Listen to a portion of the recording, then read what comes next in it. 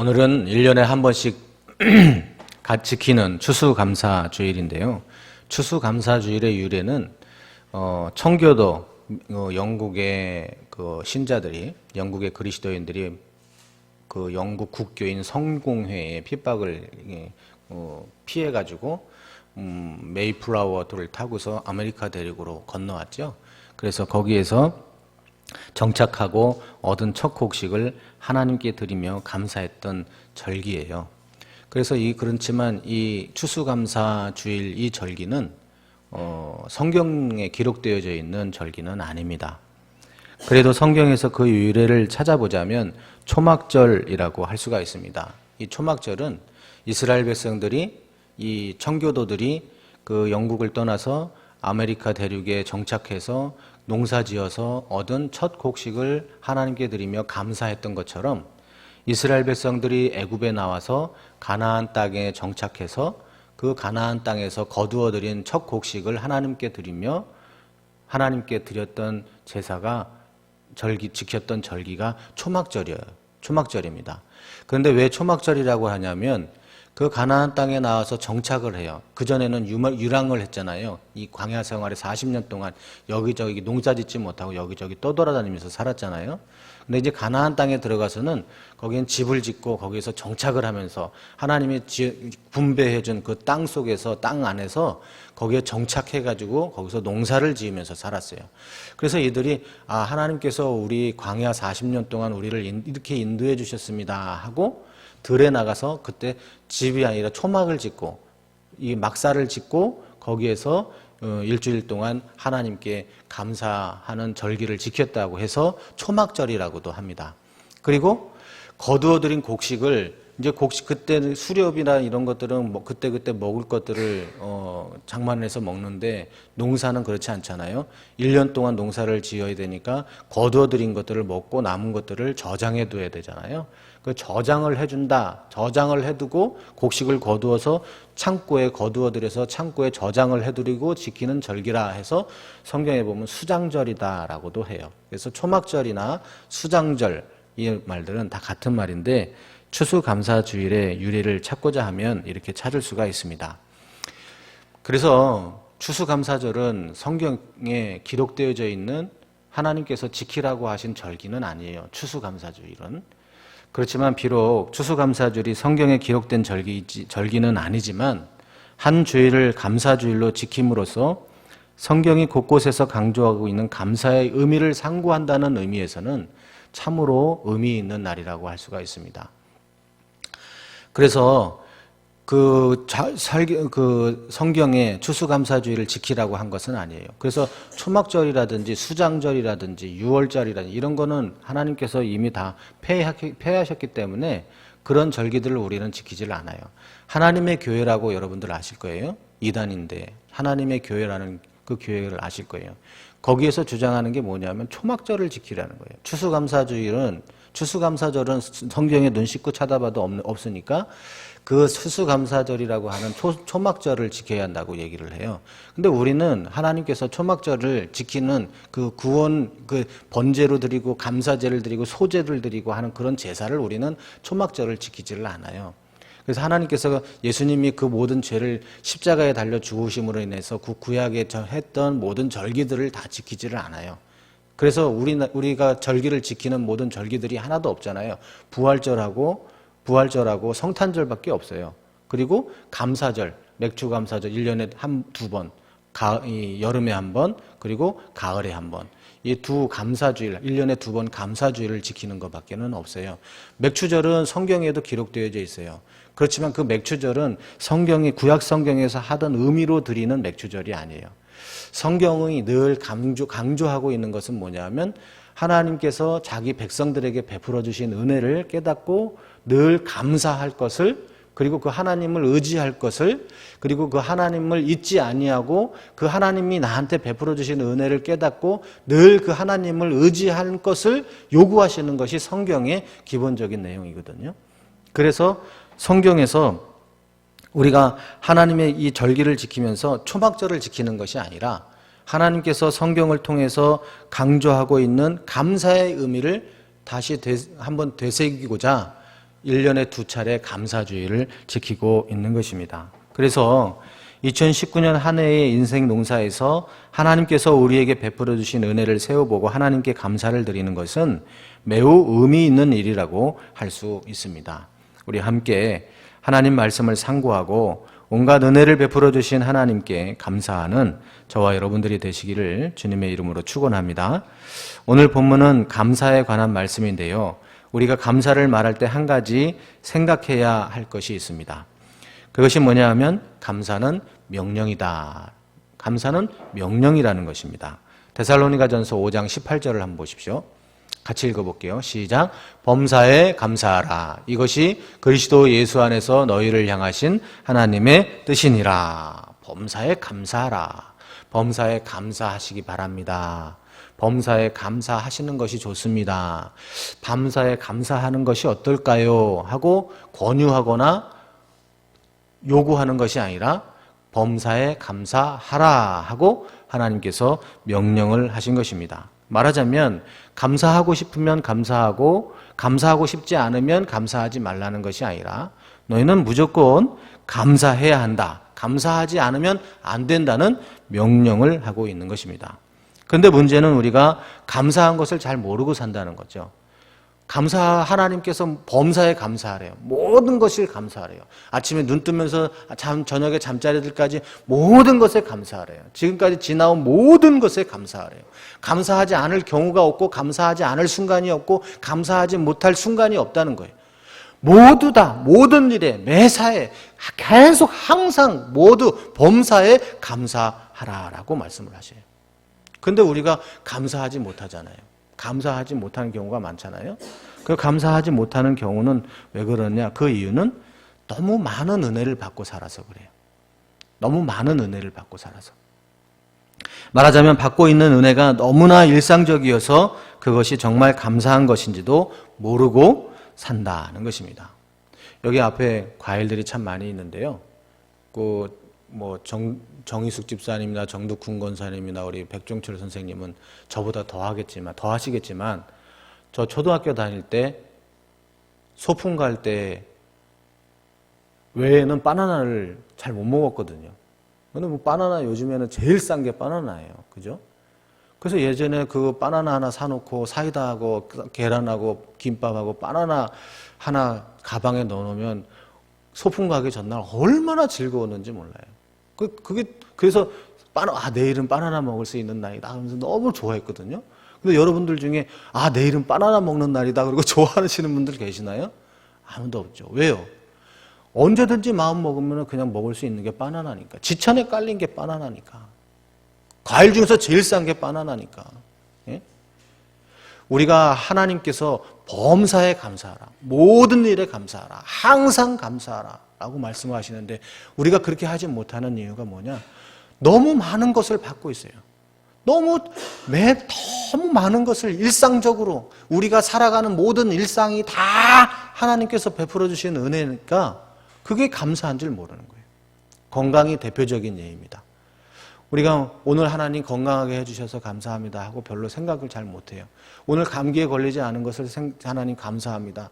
오늘 아침에 눈 뜰 때 기분 좋게 눈 뜨게 해주셔서 감사합니다. 이거 별로 생각하지 못해요. 그런데 병원에 가면요. 응급실에 가거나 중환자실에 가보면 내가 건강하다는 게 우리 가족들이 건강하다는 게 얼마나 감사한 일인지 모릅니다. 어저께 목욕탕을 갔다 왔습니다. 목욕을 갔다 왔는데 그 목욕탕에 가면 가끔 보는 사람이 있어요. 뭐냐면 아버지와 아들. 아버지는 우리 백종철 선생님 정도 체구 되시는데 아들은 저보다 한 2배 정도 돼요. 100kg가 넘는 거죠. 근데 그 아들이 이제 나이가 우리 한 문목이 정도 되는 그런 청년이에요. 근데 그 아버지가 연세가 이제 백종철 선생님보다 조금 연배가 낮으신 그런 분이신 것 같은데 그렇게 호리호리하신 분이 저보다 한 2배 정도 되는 100kg, 한 30kg 나가는 것 같아요. 그 정도 나가는 아들을 데리고 와서 목욕을 시켜줘요. 근데 그 아이가 자기 몸을 자기가 가눌 수 있는 아이가 아니에요. 청년이 아니에요. 그 무거운 아이를 아빠가 끙끙거리고 끌고 가야 돼요. 아이가 이 몸과 마음이 다 건강하지 못한 그런 청년이었던 거예요. 그런 아이를 보면서 우리 주영이나 우리 주혜나 우리 가족에 저런 사람이 있다면 참 얼마나 슬플까.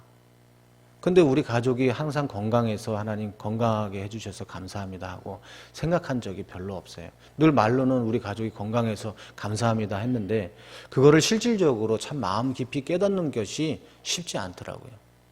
근데 순간순간 몸이 불편하신 분들이나 병원의 중환자실에서 산소호흡기 끼시고 계신 분들이나 응급실에 소리를 지르면서 갑자기 막 그 의자에 실려서 들어오고 그러시는 분들 보면 내가 교통사고 사는 동안에 교통사고 한 번 나지 않고 어디 다쳐서 병원의 응급실에 한번 실려가지 않은 것 너무 감사하구나 하는 것을 생각을 할 수 있어요. 언제 그러느냐? 내가 그런 일상적으로 받던 은혜가 단절됐을 때, 그때 내가 일상적으로 아무 의미, 아무 생각 없이 늘상 받던 것이 정말 감사한 것이구나 하는 것을 우리는 깨달을 수 있게 되는 것입니다. 그러므로 범사에 감사하라는 것은 이것을 깨달으라는 거예요. 하나님께서 모든 범사에 어떤 순간에든 다 너희들에게 은혜를 베풀어 주시는 것이니까 깨닫고 감사하라고 말씀을 하시는 것이에요. 그러면 오늘 우리가 읽은 레위기 22장 29절의 말씀은 그 감사를 어떻게 해야 되느냐? 우리가 하나님께 범사에 감사하라고 그랬는데 그럼 그 감사를 어떻게 해야 하느냐 하는 것에 대해서 말씀을 하고 있습니다. 우리가 하나님 앞에 그렇게 베풀어 주신 은혜에 우리가 감사할 때 거기에 반드시 수반되어야 하는 것은 뭐냐 하면 희생이에요. 여기 본문에 보면 감사 제물을 드리려거든 이라고 했어요. 오늘 여기 우리가 읽은 레위기 22장 29절을 한번 보세요. 제가 한 절이라서 여기 따로 뽑지는 않았는데요. 너희가 여호와께 감사 제물을 드리려거든 그랬어요. 너희가 여호와께 감사하려거든 그러지 않고요. 감사 제물을 드리려거든 그랬어요. 여기서 감사 제물을 드리려거든 했는데 여기 제물이라는 말은 뜻은 여기에 숨겨져 있는 의미는 뭐냐면요. 희생이에요. 하나님께서 예전에 초막절을 지킬 때 감사의 제물을 드릴 때든지 번제를 드릴 때 감사의 제물을 드릴 때든지 화목제를 드릴 때 감사의 제물을 드릴 때든지 언제든지 제물은 태워서 드렸어요. 태워서 드린다는 것은 뭐냐면 희생이에요. 자기 자신을 곡식을 태워서 짐승을 태워서 그것은 한 것들 하나를 희생해서 드려야 된다는 의미가 제물이라는 말 속에 숨겨져 있는 거예요. 그러니까 말하자면 감사에는 희생이 있어야 한다는 것을 말씀을 하고 있는 것이에요. 여기서 우리가 유의할 것은 뭐냐면 성경이 감사하는 방법을 말할 때 왜 그러면 희생을 의미하는 제물이라는 단어를 사용했느냐 하는 거예요.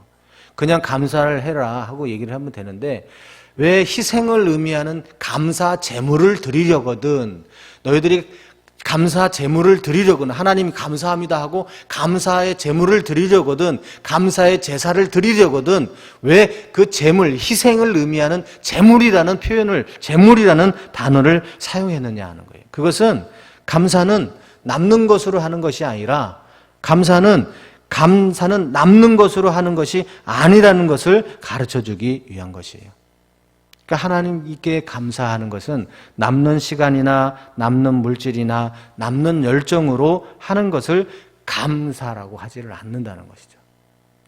오늘은 시간이 좀 남으니까 그냥 오늘은 어디 친구들하고 약속 가고 등산 가기로 했는데 등산이 취소됐어요. 미세먼지 때문에.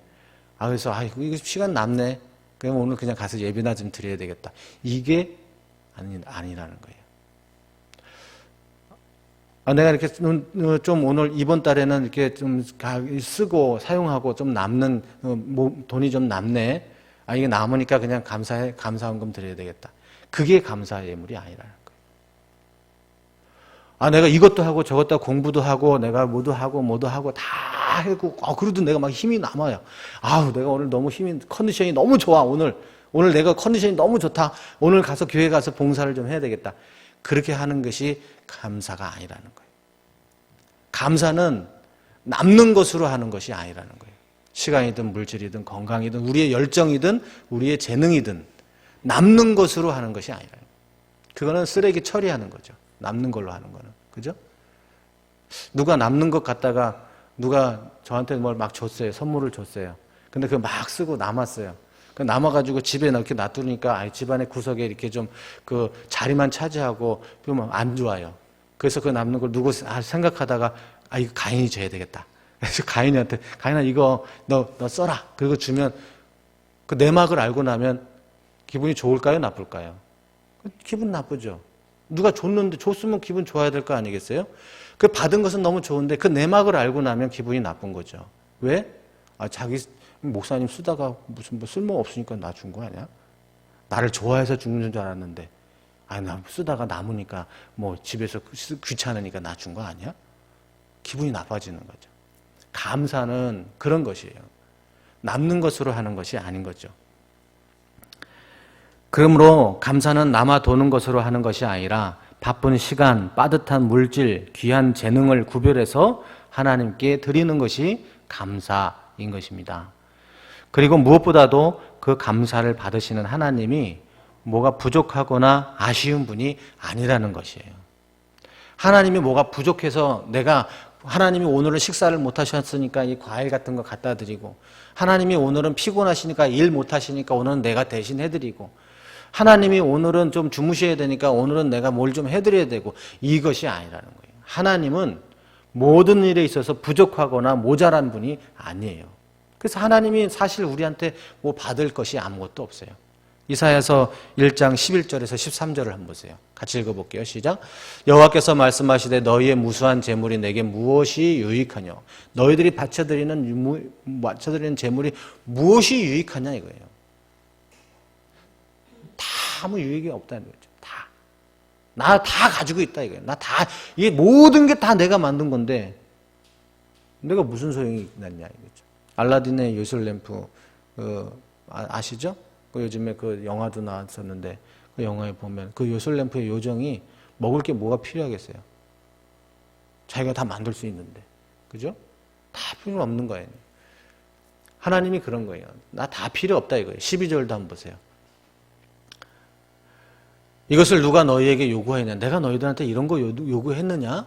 너희들은 그냥 그 재물 가지고 와가지고 내 마당만 밟고 가는 사람들이다 하는 거지. 헛된 재물을 다시는 가져오지 말아라는 거예요. 하나님께 많이 바쳤어도, 많이 가져왔어도, 많이 봉사하고 했어도 그것들이 내 희생을 다해서 내 구별해서 드리는 것이 아니라 내 남는 거, 남는 시간, 남는 열정, 남는 재능, 남는 물질로 그것을 하나님께 드렸다면, 거기에 정성이 거기에 구별하여서 드리는 것이 없었다면 하나님이 감동을 받지 않으신다는 거예요. 하나님이 기쁘게 그것을 받지 않으신다는 거예요. 얼마 전에 제 아내 생일이어서 저희 아이들이 선물을 해줬어요. 엄마한테 선물 뭐 해줄래? 그랬더니 기껏 한다는 소리가, 내가 있잖아 아빠 색깔이 골고루 나오는 볼펜을 사줄 거야. 볼펜을 사준대. 근데 부모님들이 자식들이 선물해 주는 그 선물이 가치를 따지거나 양을 따져서 그것을 기쁘게 받는 거 아니잖아요. 그 아이들이 그래도 생각을 하고 구분을 기억해 가지고 그래도 엄마 생일이라고 문구점에 가가지고서 색깔 나오는 볼펜, 그 자기들이 모아놓은 돈 그걸 가지고서 그거 하나 사왔다는 거. 그리고 그것 때문에 감사한 거지. 그것 때문에 기뻐하는 거지. 그 볼펜이 뭐가 얼마나 좋아요. 집에 널려 있는 게 볼펜인데. 볼펜 필요도 없는데. 하나님이 바로 그거예요. 하나님이 우리의 남는 시간이나 남는 것 가지고 하나님 모든 게 다 풍족하고 다 갖추신 분이에요. 필요한 게 아무것도 없으신 분이에요. 그 하나님께서 우리에게 뭘 요구하시겠어요? 우리의 뭐 열정이 되지도 않는 열정, 되지도 않는 재능, 우리의 시간 이런 거 하나님이 요구하시겠어요? 그게 아니에요. 하나님은 우리의 희생하는 마음, 하나님을 위하여 우리가 구별하여서 하나님께 드리고자 하는 희생하는 마음을 하나님은 원하신다는 것입니다. 그러므로 하나님이 기쁘시게 받으시는 감사는 그 양이나 횟수가 많고 적음에 있는 것이 아니라 이런 희생이 있느냐 없느냐에 달려 있는 것입니다. 말하자면 그 감사의 제물에 감동이 있느냐 없느냐 하는 것이 중요한 거예요. 저와 여러분들이 드려드리는 예물, 저와 여러분들이 드려드리는 시간, 예배, 제사, 제물, 예물, 그리고 우리가 바쳐드리는 연보에 우리의 감동이 거기에 들어가 있느냐 없느냐 하는 것이 중요한 거예요. 우리가 읽은 22장 29절 본문을 다시 한번 보십시오. 거기에 보면은 뭐라고 되어 있느냐면요. 너희가 여호와께 감사 제물을 드리려거든 너희가 기쁘게 받으심이 되도록 드릴지며 너희가 기쁘게 받으심이 되도록 드릴지며 그랬어요. 감사의 제물을 드리려거든 감사의 희생 제물을 드리려거든 너희가 기쁘게 받으심이 되도록 드릴지며 그랬어요. 여기서 중요한 것은 뭐냐면 기쁘게 받으심이 되도록 드리다에서 드리다라는 말이 중요한데요. 그 드리다 띠즈바후라고 하는 히브리어인데요. 띠즈바후라는 말이 초점이 어디에 맞춰져 있느냐 하면 드리는 예물에 맞춰져 있는 것이 아니라 그 드리다라고 하는 말이 예물을 드리는 일에 초점을 맞춘 동사가 아니라 그 희생 제물을 죽이는 것에 제물을 죽이는 것에 초점을 맞춘 동사예요.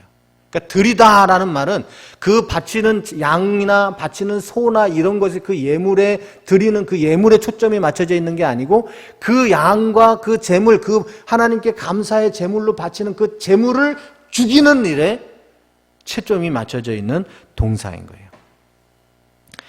말하자면 여기 너희가 기쁘게 받으심이 되도록 드리라라는 말의 의미는 너희 자신과 너희가 드리는 예물이 하나님께서 기뻐 받으시는 것이 되게 하기 위해서는 하나님이 기쁘게 받는 제물이 되게 하기 위해서는 제물뿐만 아니라 너희가 희생 제물을 죽이는 그 과정까지 그 희생 제물을 바치는 그 과정까지 세심한 주의를 기울여야 한다. 그리고 하나님의 말씀대로 행하여야 한다는 것을 말씀을 하고 있는 것입니다. 우리가 읽지는 않았지만 23절을 한번 보십시오. 28절이네요. 28절 같이 읽게요. 시작. 암소나 암양을 막론하고 어미와 새끼를 같은 날에 잡지 말지나. 하나님께 감사의 제물을 드릴 때 암소나 양을 막론하고 어미와 새끼를 한꺼번에 잡지 말아라는 거예요. 이 말은 무슨 말이냐면 감정에 치우쳐서 하지 말아라는 거예요. 하나님께 감사의 제물을 드릴 때 감정에 치우쳐서 하지 말아라는 거예요. 무슨 말이냐면은 감사를 드린다는 명목하에 자기의 감정에 치우쳐서 하나님의 말씀을 신중하게 숙고하지 않고 어미와 새끼를 한꺼번에 잡아드리는 무모한 희생 제물을 드리지 말라는 거예요. 가끔가다 우리가 작정 헌금 이런 거 할 때 있어요. 예를 들면 어느 교회를 건축하다든지 어떤 걸 할 때 우리 지금 내가 큰 헌금을 해야 하는 필요가 있을 때가 있어요. 그러면 그때 헌금을 해야 되는데 그때 헌금을 내가 지금 이만큼 하고 싶은데 돈이 없어요. 드릴 헌금이 없어요. 그러면은 내가 작정을 해요. 이만큼 내가 헌금을 하겠습니다 하고 작정을 하는데 그럴 때 내가 형편이나 이런 거에 상고 이런 거를 생각하지 않고 그냥 무모하게 그냥 감정에 치우쳐서 나는 30억 하겠습니다. 30억 딱 적어내는 거예요.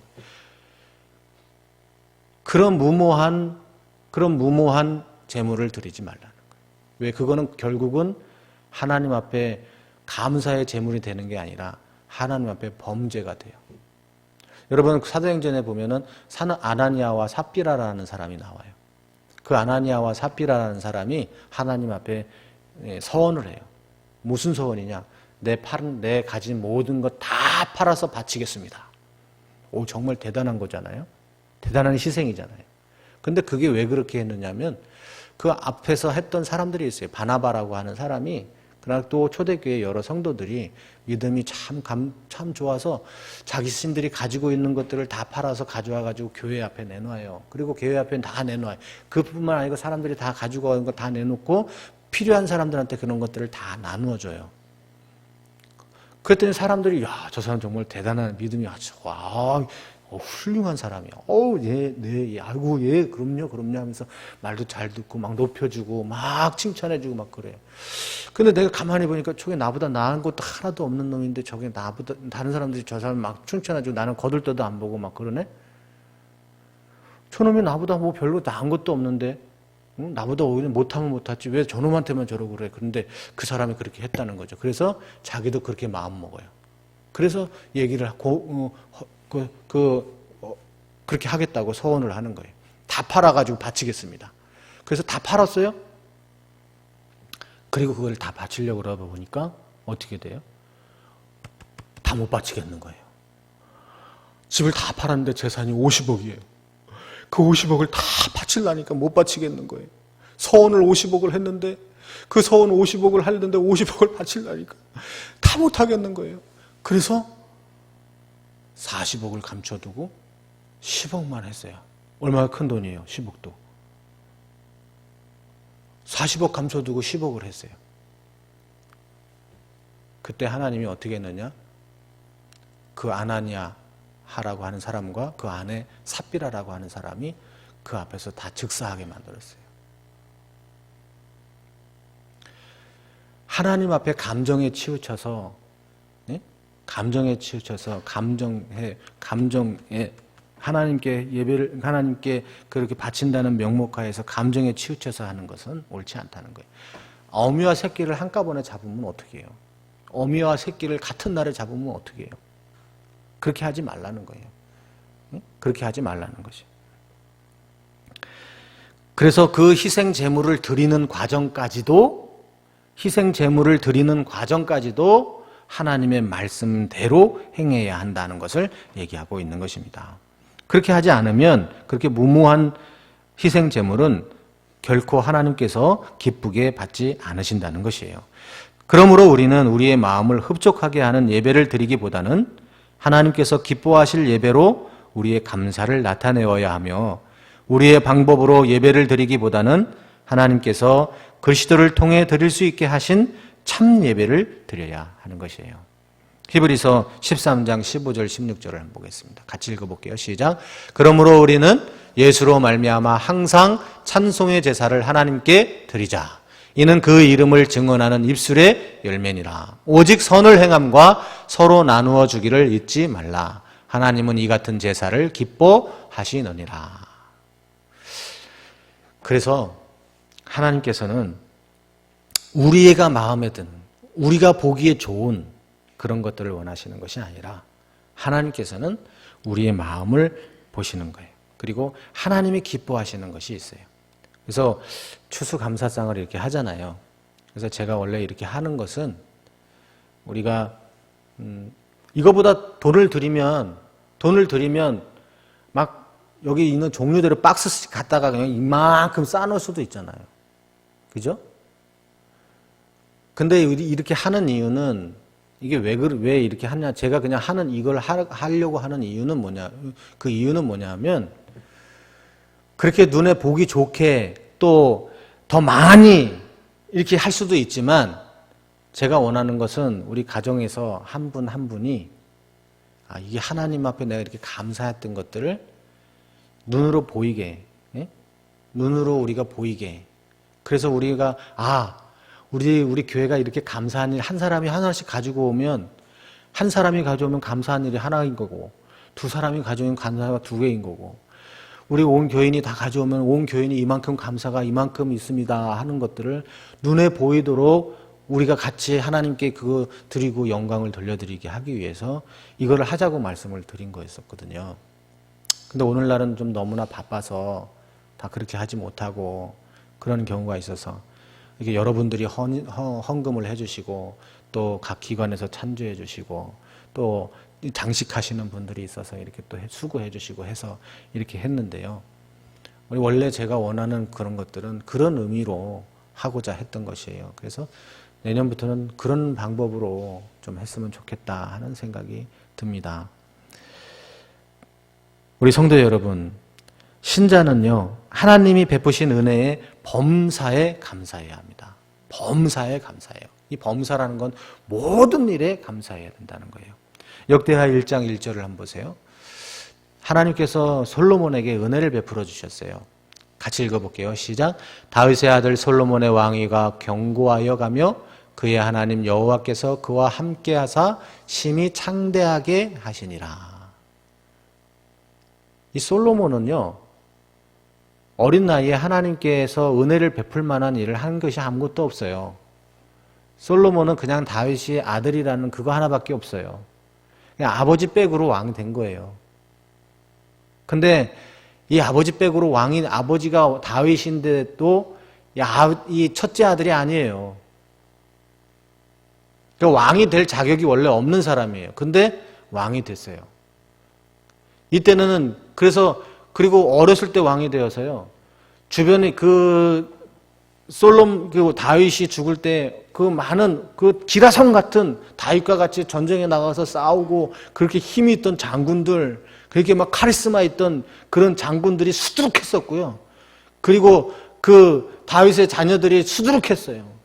그래서 이 다윗 어린 나이에 왕이 된 이 솔로몬은요, 늘 마음을 졸이면서 살아야 했어요.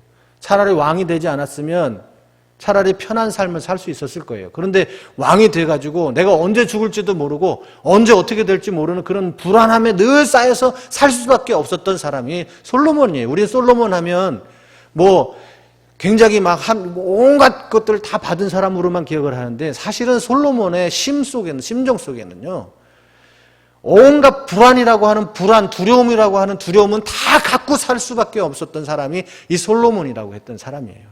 근데 그 하나님께서 이 솔로몬에게 어떤 은혜를 베풀어 주셨느냐? 왕위가 견고하게 해주셨다는 거예요. 하나님이 그렇게 해주시지 않으셨으면 솔로몬이 그런 영화를 누릴 수가 없었어요. 그 하나님 여호와께서 그와 함께 하시고 심히 창대케 해주셨어요. 그래서 솔로몬이 일천번제, 하나님께 일천번제를 드렸던 거예요. 하나님께 뭔가를 얻기 위해서 일천번제를 드린 것이 아니라, 우리는 그렇게 보통 잘못 생각해요. 일천번제를 드려서 하나님께 뭔가를 내가 받고 싶어서 하나님께 이렇게 일천번제, 일천희생제를 드린다, 그래서 일천번제를 드린다라고 생각할 때 있어요. 그런데 그게 아니에요. 하나님께서 이미 역대하 1장 1절에 솔로몬에게 이미 큰 은혜를 베풀어 주시고 하나님이 함께 해주시고 크게 힘이 창대케 해주셔서 이 솔로몬이 그게 너무너무 감사한 거예요. 자기는 그렇게 살 수 없는 존재였는데 하나님이 그렇게 살 수 있게 해주신 것이 너무 감사해서 하나님께 일천 희생 번제를 드렸다는 거예요. 그게 희생 제사를 드렸다는 거예요. 그러자 하나님께서 솔로몬에게 얘기하시죠. 야, 너 진짜 대단하구나. 야, 이렇게 나한테 감사 제사를 드리고, 너 진짜 이 자식 참 하는 집마다 이쁘네. 넌 원하는 게 뭐냐? 하고 물으시죠. 그때 솔로몬이 다른 거 구한 게 아니잖아요. 지혜 달라고 했잖아요. 지혜 달라고.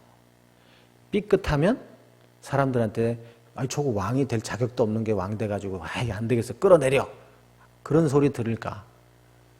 그래서 솔로몬이 지혜를 구한 거예요. 다른 게 지혜를 구한 거예요. 자기가 맡은 이 왕의 역할을 잘 감당해서 이 하나님이 맡겨주신 이 백성들을 잘 다스릴 수 있도록 해주시라고, 그렇게 하나님이 그래서 솔로몬이 그것을 구한 거예요. 그래서 하나님께서는 솔로몬에게 전무후무한 부와 명예와 존귀를 폭포처럼 부어 주신 것이에요. 이것이 은혜 위에 은혜이고 복의 복인 것입니다. 추수감사주의를 맞아서 하나님께서 우리 교회에, 그리고 가정에, 그리고 각자 개인에게 베풀어 주신 은혜를 한번 세어보시기 바랍니다. 그리고 마음과 정성을 다해 희생 감사를 드리는 저와 여러분들이 되시기를 바랍니다. 그러면 하나님께서는 솔로몬에게 해 주셨던 것처럼, 솔로몬에게 그러셨던 것처럼 하나님께서 드린 모든 정성과 희생이 그대로 저와 여러분들에게 돌아오는 복을 베풀어 주실 줄로 믿습니다. 이와 같은 은혜로 충만한 성도님들이 다 되시기를 주님의 이름으로 축원합니다. 기도하겠습니다. 자비로우신 아버지